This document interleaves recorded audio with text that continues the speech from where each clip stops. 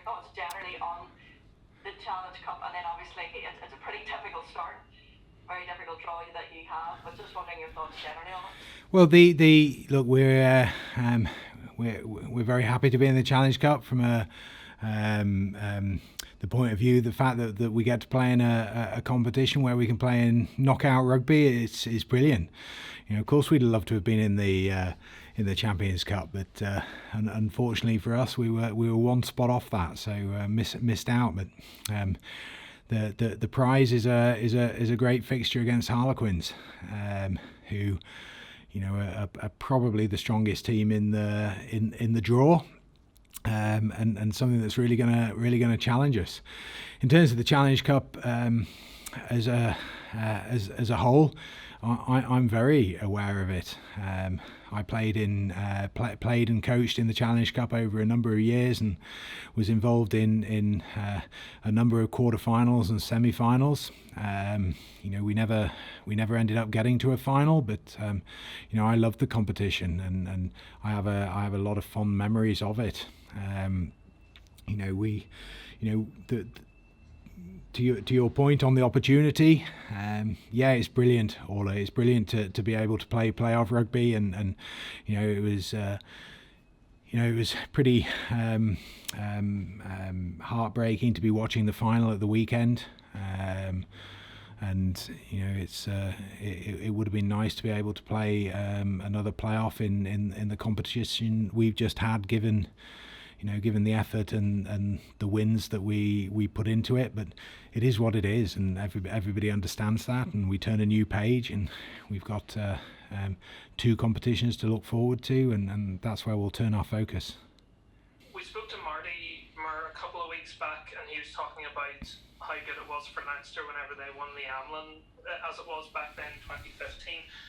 How would you see winning this competition as potentially a springboard, getting that monkey off the back of having this club not having won a trophy for however many years it is? Yeah, well, I don't see it as a monkey on the back, Adam. Like, I've only been here 2.5 years, relatively a wet week. I don't mean just in your time, but the club as a whole. Yeah, and to me, I can only really frame it in the context of me being here. But I appreciate your point. I just don't want to carry anybody else's monkey. Like, if you want to carry around the monkey, that's that's fair enough. But for me, genuinely, and it's an honest answer, it's about relishing the fact that we play in a competition that we have an opportunity to win, and that'll be the same for the Rainbow Cup.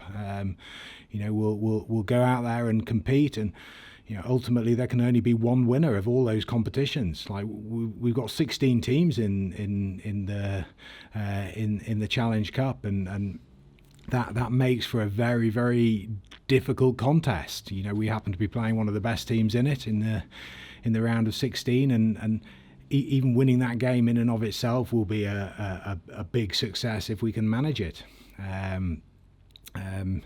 It's in terms of winning trophies, it would be. I don't even want to think of it as a springboard to anything. In all honesty, because winning the Challenge Cup in and of itself would be an incredible feat. We got the update earlier about Marcel being out for a while. Do you think he'll play again for Ulster? Have we seen the last of him? And just any other ins and outs? You'd spoken a while ago, but possibly about Will Addison seeing some rugby at the back end of the season. Is that likely at all? The Marcel one, we don't know. Like, he's had a reasonably significant hamstring injury, so he'll go through the rehab process now, and him and our medical performance team will work very hard on getting him back fit. As far as Will is concerned, I'd be very optimistic that Will would be seeing rugby before the end of the season.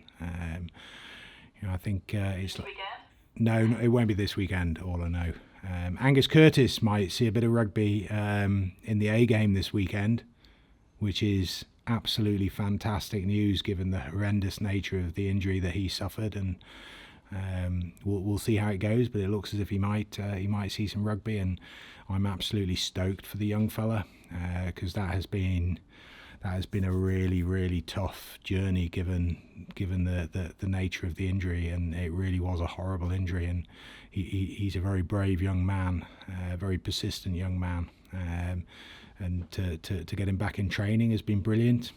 Get him back on the pitch for a match will be awesome. Like Will's back in training with us now, and he's not doing everything, but he's doing a big chunk of the stuff that we do. But a bit like Angus, he's been out for a long time, so we don't want to. You can't just throw them back in as soon as they can run. You've got to get some load into them, and prepare them for the matches.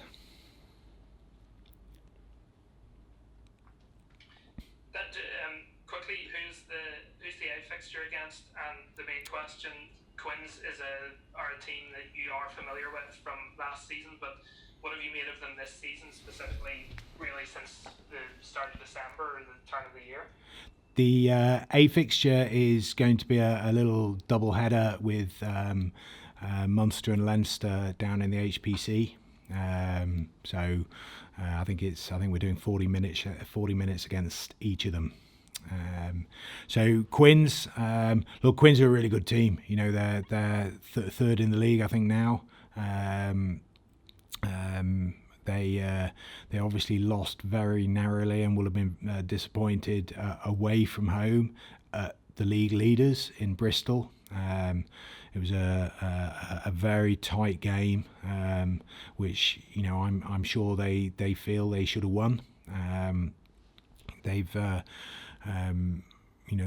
had a rocky patch at the beginning of the year, but even then I didn't actually think they were playing that badly.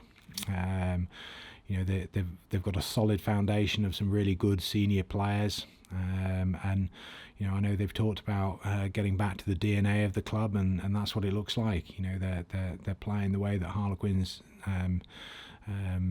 played when they were in their pomp, and it's paying dividends for them. So there's a lot of threat for us to be aware of. They're certainly